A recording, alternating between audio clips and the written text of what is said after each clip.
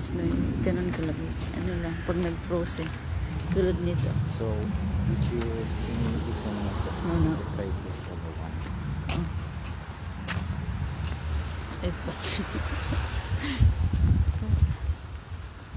Ano yung ulan? Ay, snow. Tumatama sa mukha.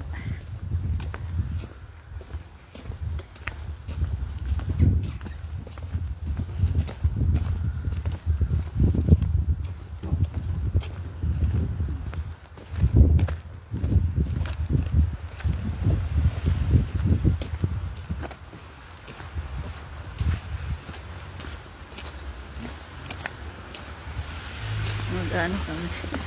Kain na ng ibon.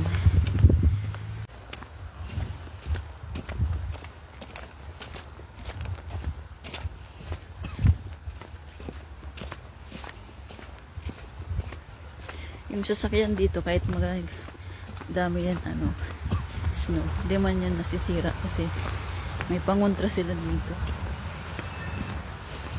Parang cellphone dito, pag dito mo binili may pangontra sa lamig. Pero yung dati kasi yung cellphone ko dyan galing paglabas ko ng malamig ang bilis malobat kasi walang pangontra sa lamig. Dito meron. Ayan.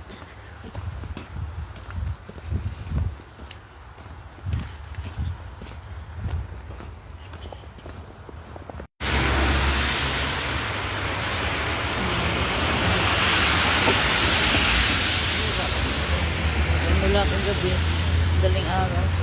Hanggang ngayon. Bis. Uy, umuusok yun. Sasakyan. May exit yung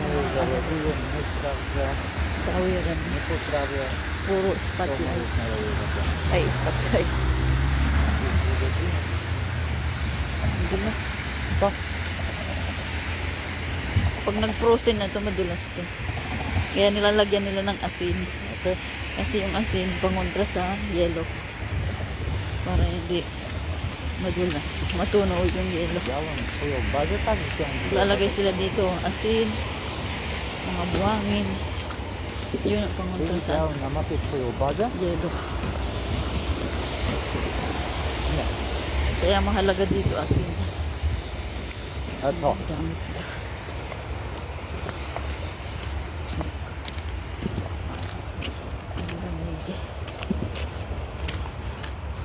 Alam mo, nag-frozen na yung iba.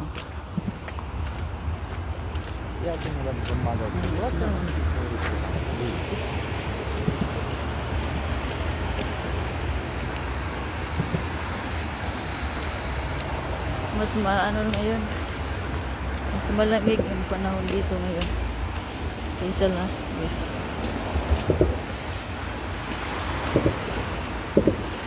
Nagne-negative na yung dito. Temperature. Pag nag-negative yan, matik talaga siya mag-isip.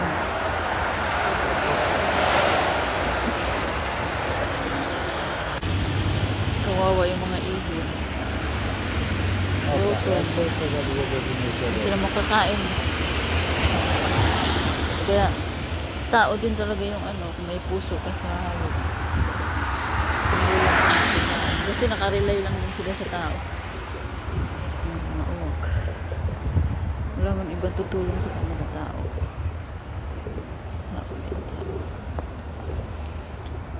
Tao.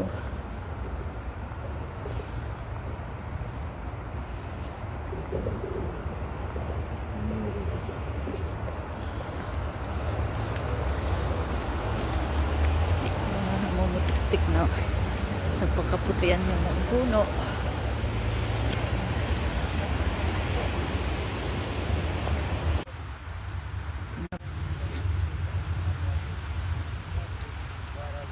Nandun meron din nagpapakain. Ang dami nila. Hindi pa siya frozen.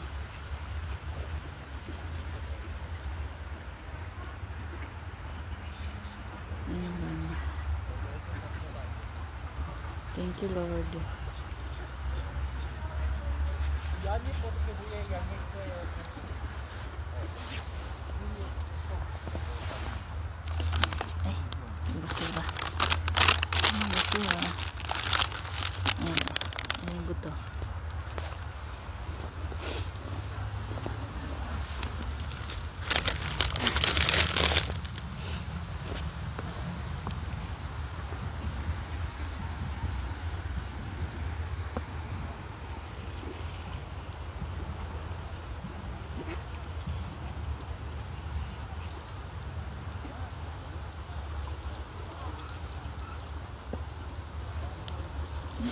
si dragon.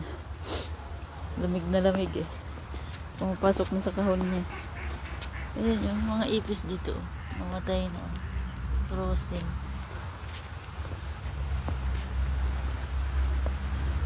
Ayun, garapata yata. Ito parang garapata. Ayun. Oh, insekto.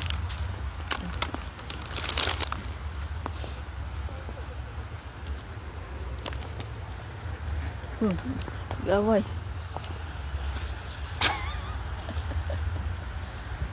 Parehas na lang nag-away. Eh, may daga.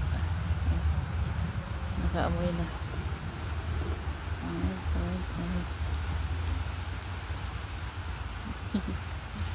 May daga.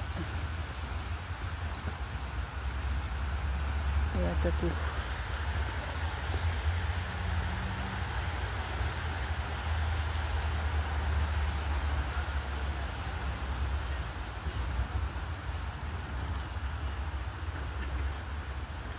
Mahirap lang dito pag taglamig, yung matatanda nihika.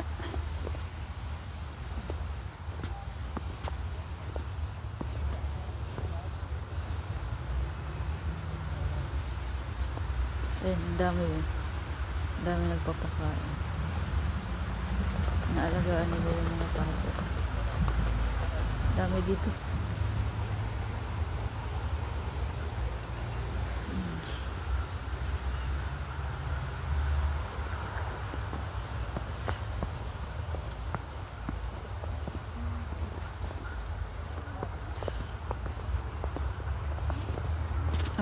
Ito na.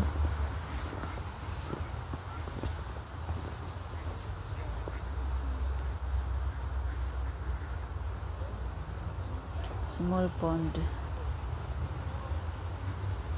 Dapat may ganito sa Pilipinas eh. Para sa mga stray animals, mga ibon. Wala eh. Meron ngang dyan sa Pilipinas, sa Manila, merong park. Bawal naman mga hayop. Para mga timang gobyerno. Useless din. Paglagay ng park, may fountain, bawal naman hayop. Eh, yung tubig parang sa mga hayop yan, sa tao. Oh. Buti pa dito ang gobyerno nila eh. Talagang sa kalikasan. Hindi mo, ang dami. Ang pagkakain na.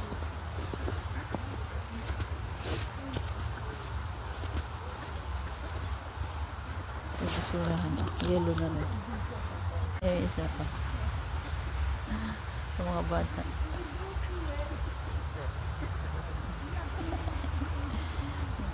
Kit-kit ng mga dakdak na sa. Wala yung mga ibon, nagtago. Malamig.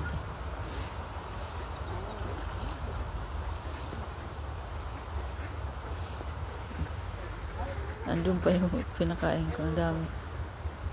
Ang dami nila dito ah. Ayun.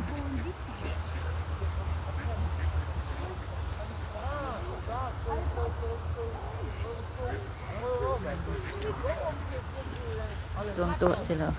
Ay, yung isa yung kalapate, isa.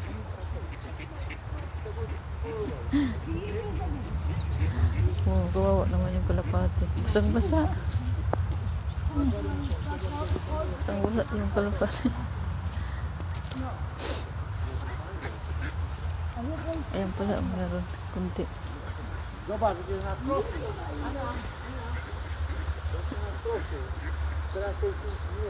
dami.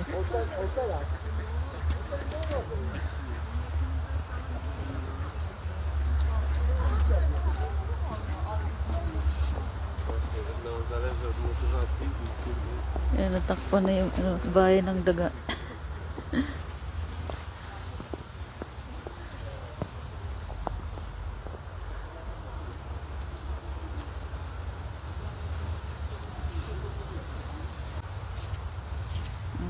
Ng mga ibon.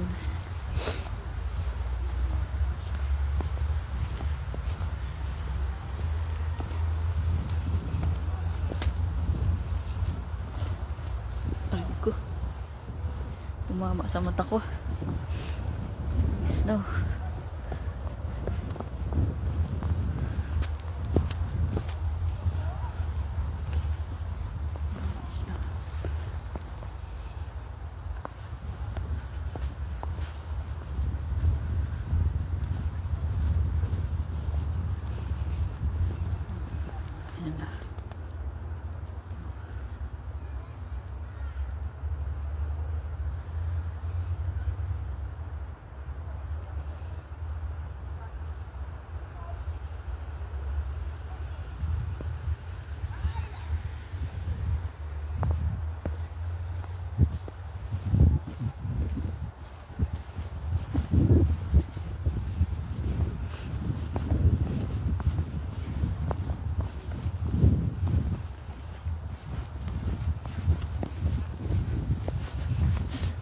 maglaro.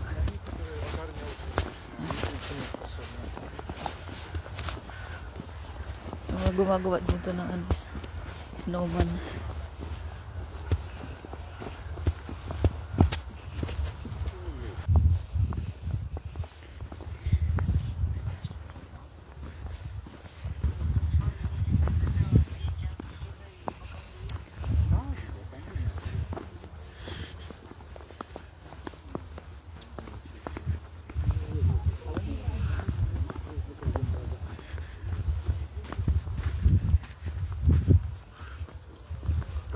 Dito kasi pag bisita ka nila, dapat di ka gumalaw. Yun sila yung mga ang daming uwak dito, tsaka seagulls.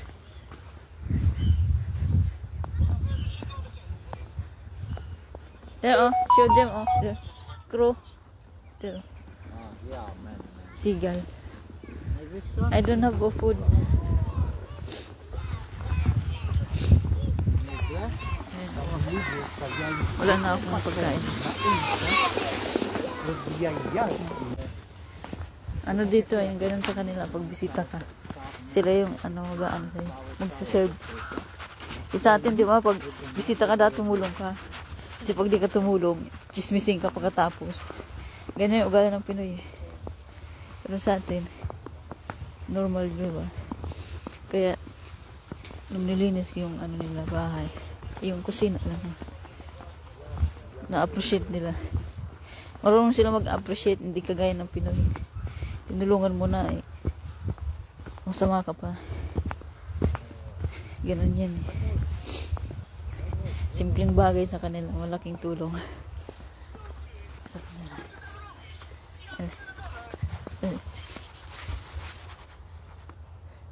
Ay,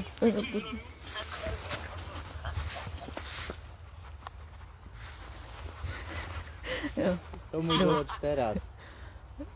Widzisz? Patrz, co zrobiła. lagyan ko ng ano, parang utin.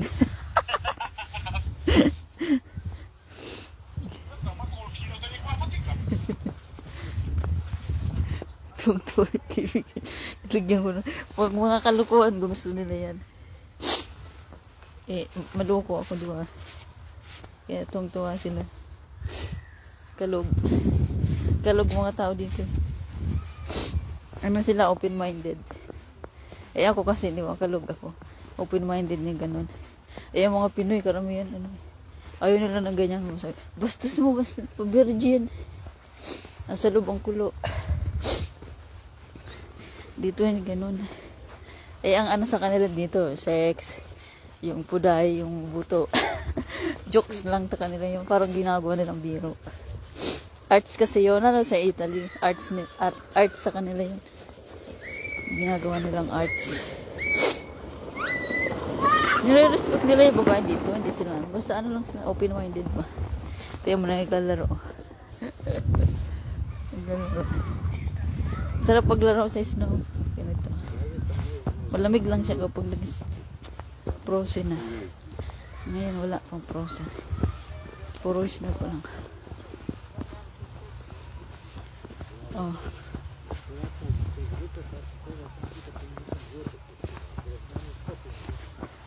Ayan. Ang ganda.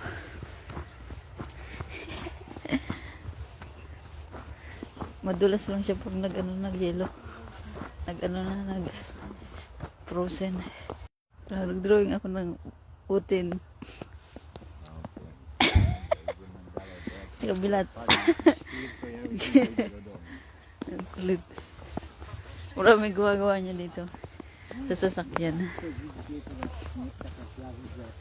Drawing. Kasi puro snow ang sasakyan eh.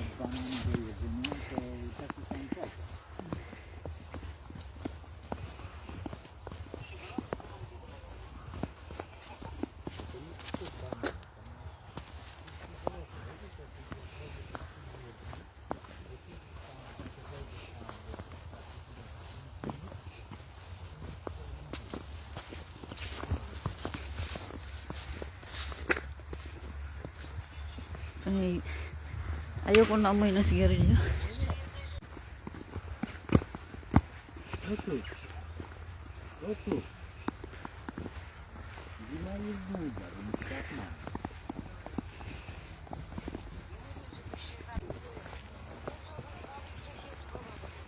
Yun yung mga aso. Bakas ng aso.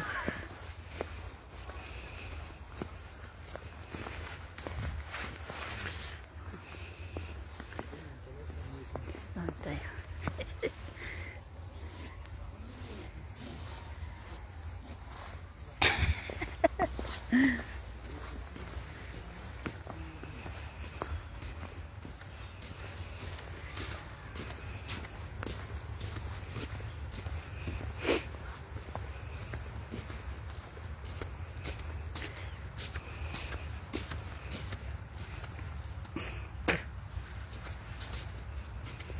Noodle.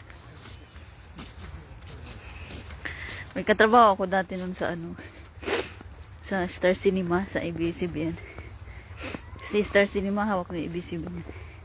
Ako dati doon, production checker. Kaya ako nakapasok doon kasi may kaibigan ako noon na nakatira sa Valenzuela.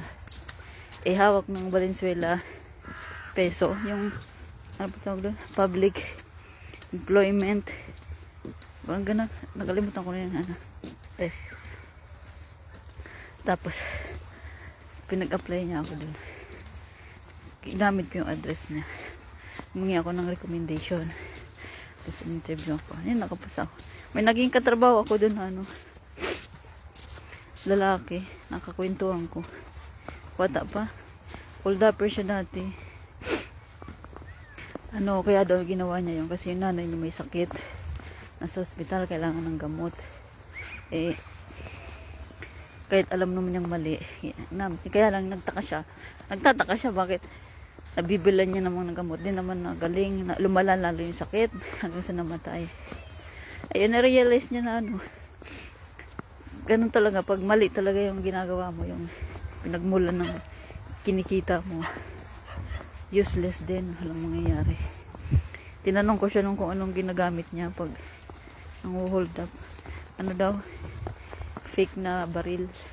Tapos, minsan, kutsilyo, yung parang balisong. Kasi, dati sabi ko, na hold up ko. Ice pick yung ginamit sa akin, yung sa liig. Ginigit-git niya sa liig ko yung ice pick.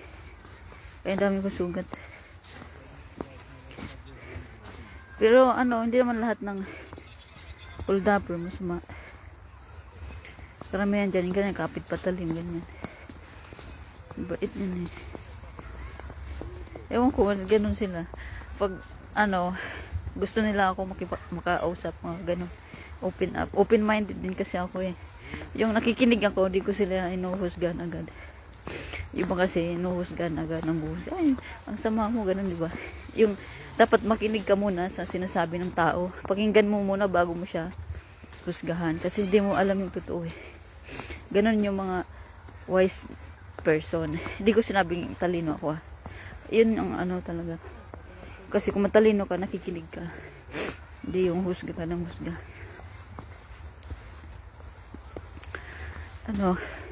Pero madalas dyan, yan, pakawala ng mga matataas na opisyal sa kapulisan. Yung mga hold-upper.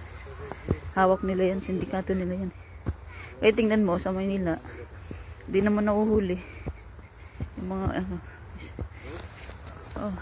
di naman nahuhuli yung mga snatcher, mga hold-upper kasi pakanaan nila yan sila yung kumikita dyan mga pulis, mga matataas na opisyal, hepe, number 1 dyan, mga kasabwat, kaya di yan nahuhuli. Meron kami customer, pulis sa dati kong work, nagkukwento siya ng gano'n. Kaya huwag kayo magtaka kung bakit yung mga hold-upper kawatan sa Pinas dumadami kasi hawak ng mga matataos na official yan ng gobyerno, kapulisan. Kaya nga criminal, di ba? Criminology. Inaaral nila yung pagiging kriminal. Yan lang yun. Yan yung logic dun. Kasi alam nila yun kung paano yun paano yung para lang may masabi may trabaho sila pero sila may pakana Maunggay. Dito, hindi uso yun. Maigpit kapulisan dito. Kasi puro kunting ano dito labag sa batas. Kulong ka. Kukulong ka nila. Kaya takot mga tao dito. Kaya mababa yung crime rate dito. Kasi maigpit yung ano batas. Tapos may trabaho din ako na dati na ano. Hindi ko na lang sabihin kung saan kasi baka mabash eh. Ano siya? Dati siyang member ng ano, ng yung mga sindikato dati dyan sa Quezon City, yung mga scammer. Yung dati, uso yung dati, diba, nakawan sa bangko. Kasi ano siya eh, dati nag-work siya sa grocery. Tapos kinakasabot niya yung mga kahera. Tapos kinukuha nila yun. Dati kasi pag sa cashier kasi binabalidate yung card number. So kinukuha nila yun. Kinakasabot nila yung mga ano mga cashier. Tapos kinukuha nila. Ang laki ng kinikita daw nila. 5,000 daw kada biktima. Kita mo na kung gaano kalaki. Ang laki daw. Ang kita daw nila isang linggo. Umabot daw ng ano. Minsan 15K. Minsan 30K, 20K, ganun. Pero na-read yun dati. Yun na balita dati. Kita mo na. Mga kasabot nila, mga ano din. Nasa matataas sa position. Kasi sabi niya, may hawak daw sa kanila mga nasa gobyerno din. Ganun lang. Lahat ng mga pakana dyan. Mga nasa official din. Sindikato. Kaya huwag ka magtaka. Walang pag-unlad ng Pinas kasi nasa leader din yung may ano pakana. Wenta ang buhay sa Pinas. Mga nasa gobyerno. Puro lang papugi. Pambababae. Kaya yung walang kwenta yung nangyayari. Magulo. Nasa leader kasi yan ng gobyerno. Kung paano mo pauunlarin yung bansa mo.